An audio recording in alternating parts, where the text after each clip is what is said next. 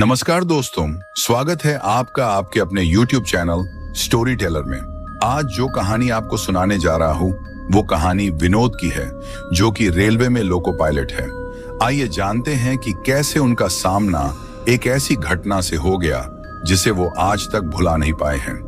पर अगर आप इस चैनल पर पहली बार आए हैं तो इस चैनल को सब्सक्राइब कर दें, जिससे आप हमारी फैमिली का हिस्सा बन जाएं और हमारे सारे वीडियोस आप तक पहुंच सके।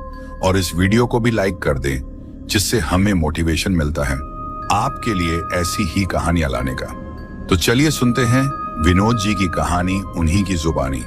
सितंबर 2016, दिन गुरुवार, दोपहर 2:30। मैं विनोद कुमार ट्रेन 18-236 बिलासपुर पुणे एक्सप्रेस चलाकर जब बिलासपुर के लोको ऑफिस पहुंचा तो टेबल पर एक चिट्ठी रखी थी। मेरा तबादला जबलपुर कर दिया गया था। मेरे पास सिर्फ 24 घंटे थे। मैंने झोला उठाया, ट्रांजिट स्लिप ली और रात 11:45 की पैसेंजर पकड़ ली। अगली सुबह जबलपुर रेलवे कॉलोनी, कोठरी नंबर 46 कॉलोनी पुरानी थी। ईंटों की दीवारें, लोहे की पुरानी खिड़कियां, हर कोठरी पर उखड़े नंबर और दीवारों पर बेलों की लताओं का झुरमुट। मुझे जिस क्वार्टर में भेजा गया वो एक कोने की कोठरी थी, नंबर 46। जैसे ही ताला खोला, अंदर से सीलन और बासीपन की गंध एकदम सांसों में घुल गई।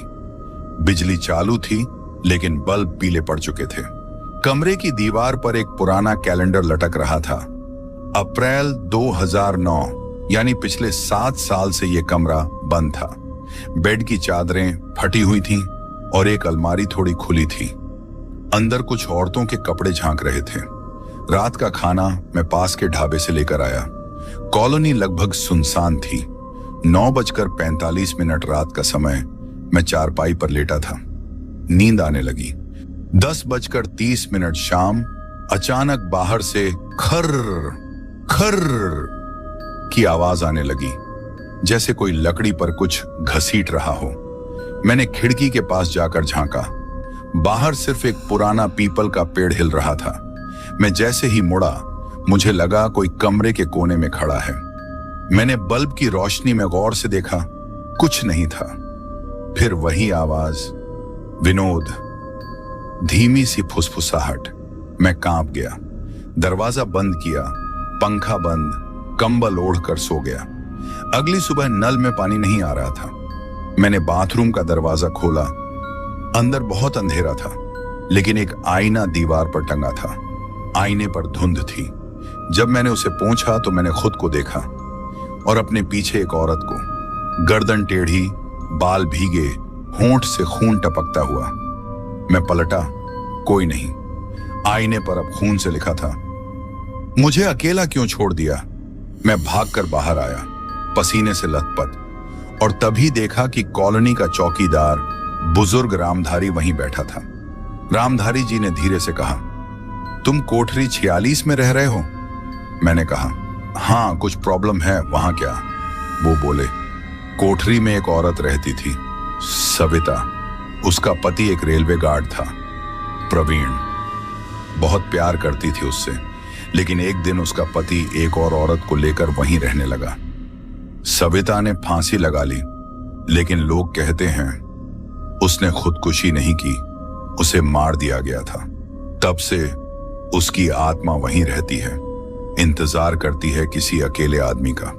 मैंने मजाक में लिया, लेकिन उस रात जो हुआ उसने मेरी हड्डियां जमा दी। रात 11:59 पर मैंने ध्यान दिया। खिड़की के बाहर की बेलें हिल रही थीं, हवा नहीं थी फिर भी। 12 बजे दरवाजे पर जोर की दस्तक हुई, ठक ठक ठक ठक। मैंने दरवाजा खोला, बाहर कोई नहीं। जैसे ही पलटा, एक औरत मेरे बिस्तर पर बैठी थी। वो फटी साड़ी में, आंखों से खून बहता हुआ मेरा नाम पुकार रही थी, विनोद, अब तुम मुझे छोड़कर नहीं जा सकते। मैं चिल्लाया, लेकिन आवाज बाहर नहीं निकली। बदन जैसे लकड़ी का हो गया था। वो मेरी तरफ बढ़ी।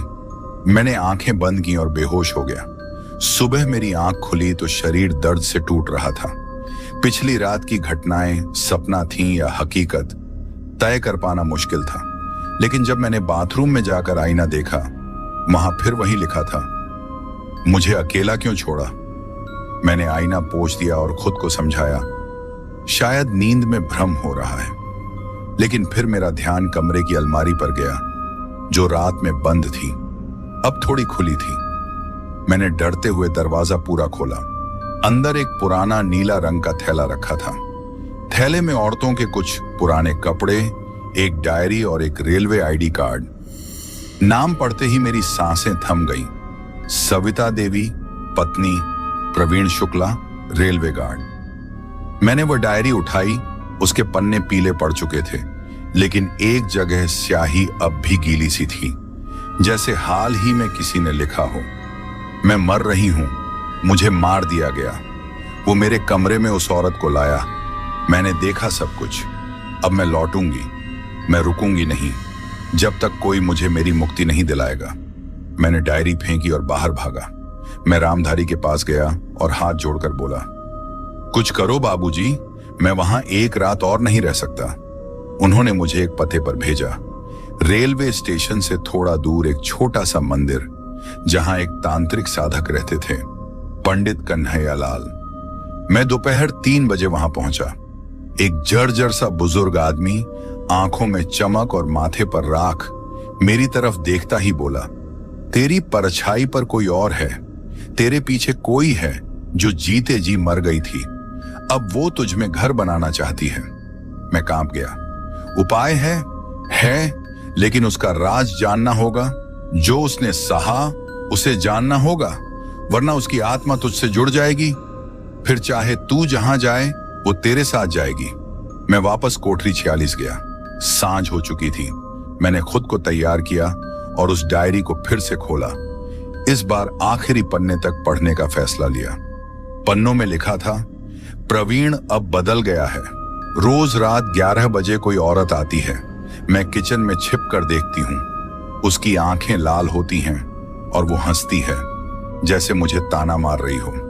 आज मैंने प्रवीण से पूछा, उसने मुझे धक्का दे दिया। मेरी माँ की साड़ी फाड़ दी। मुझे झड़ दे रहा था शायद, लेकिन मैं चाय नहीं पी। मैंने भगवान को पुकारा, वो नहीं आया। अगर मैं मर गई तो मेरी रूह यहां रहेगी। मैं उसे और उसकी प्रेमिका को नहीं छोड़ूंगी। मैं डरती हूं कि वो मुझे मार देगा। अगर मेरी लाश मिले तो समझ जाना मैंने आत्महत्या नहीं की थी।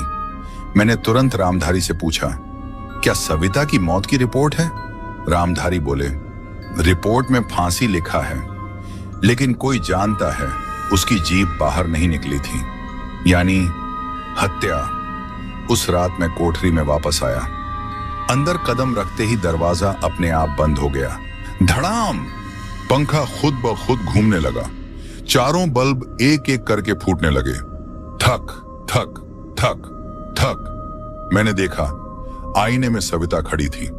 उसके गले में रस्सी का फंदा, चेहरा काला, आंखों से आंसू नहीं खून बह रहा था।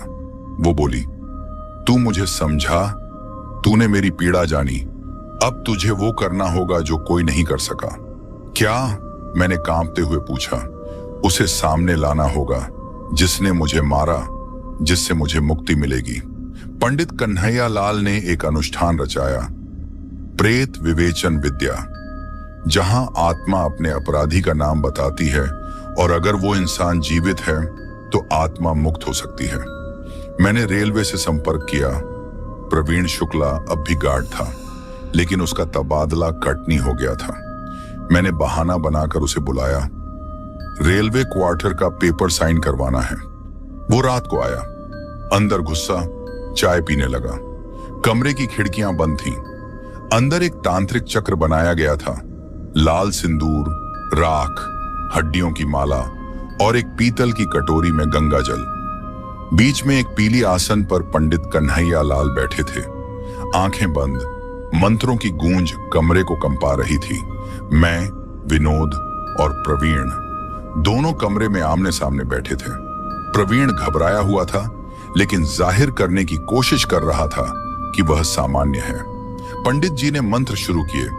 एयूएम भूर्भुवः स्व प्रेतात्मा आवाहनम कुरु। कमरे में तापमान अचानक गिर गया। पंखा बंद था, लेकिन खिड़कियों के कांच कड़कड़ाने लगे। पंडित जी ने आंखें खोली और बोले, सावधान रहो, आत्मा अब इस कक्ष में प्रवेश कर चुकी है। जैसे ही आखिरी मंत्र पूरा हुआ, कमरे का बल्ब फट गया। धड़ाम! पूरा कमरा अंधेरे में डूब गया। सिर्फ दीपक की लौ कांप रही थी। तभी एक कोने से आवाज आई, प्रवीण। एक औरत की धीमी भयानक फुसफुसाहट, जैसे गले से खून के साथ निकली हो। प्रवीण, मैं आ गई हूं। हम दोनों उधर देखने लगे। एक साया धीरे धीरे दीवार से निकलता हुआ सामने आया। लंबे बिखरे बाल, आंखों से खून और गले में फंदे के निशान। वो थी सविता। प्रवीण ने चिल्लाकर कहा, मैंने कुछ नहीं किया, तू मर गई थी, तेरी खुद की गलती थी। सविता की आत्मा एक झटके में हवा में उड़ती हुई प्रवीण के पास आई और उसके माथे पर उंगली रख दी।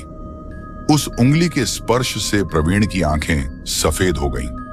वो बेहोश नहीं हुआ, उल्टा उसकी आंखों में उस रात की घटनाएं घूमने लगीं। चाय में मिलाया गया जहर, उसके बेहोशी की हालत में गला दबाना, फिर उसे फांसी के फंदे से लटका देना और अगले दिन पुलिस को कहना बीवी ने खुदकुशी की है। अब सब कुछ सामने था। सविता बोली, जिस रस्सी से तूने मुझे मारा वही अब तेरा गला घुटेगी। तभी कमरे की दीवार से एक पुरानी मोटी रस्सी खुद ब खुद बाहर आई।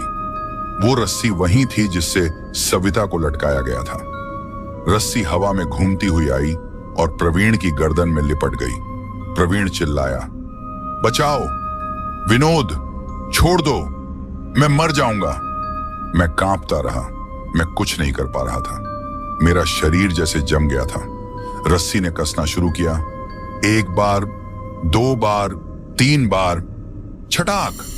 उसकी गर्दन से एक डरावनी आवाज आई और प्रवीण का शरीर जमीन पर गिर गया। उसके गिरते ही कमरे में गंध बदल गई। जो पहले सड़ी लाश की बदबू थी, अब चंदन और कपूर की खुशबू थी। सविता की आत्मा अब शांति में थी। उसने मुझे देखा, मुस्कुराई और धीरे धीरे हवा में घुलती चली गई। उसकी जगह सिर्फ एक लाल चूड़ी गिरी, जिसे मैंने एक कपड़े में बांधकर वहीं कोने में गाड़ दिया। सुबह जब कॉलोनी के लोग आए, प्रवीण का शव अजीब हालत में था। चेहरे पर डर के साथ पछतावे की झलक थी। मौत की रिपोर्ट में आया, कार्डियक अरेस्ट ड्यू टू एस्फिक्सिएशन, लेकिन मैं जानता था उसे उसकी करनी का फल मिला। मैंने कोठरी नंबर 46 को खाली किया। आखिरी बार जब मैं कमरे से निकल रहा था, दीवार पर आईने के नीचे एक संदेश उभर आया, धन्यवाद विनोद, मेरी आत्मा अब मुक्त है। और फिर वो मिट गया, जैसे कुछ हुआ ही नहीं था। 2 दिन बाद कोठरी नंबर 46 को फिर से खुला घोषित किया गया। मैंने रेलवे से ट्रांसफर ले लिया, वापस बिलासपुर आ गया। आज भी जब मैं ट्रेन से जबलपुर निकलता हूं और वो पुरानी कॉलोनी देखता हूं, तो एक खिड़की में एक चेहरा दिखता है, मुस्कुराता हुआ। शायद अब वो आत्मा शांत है। अगर आपको कहानी पसंद आई हो तो इसे लाइक जरूर करें और हमारे चैनल को सब्सक्राइब करना बिल्कुल ना भूलें।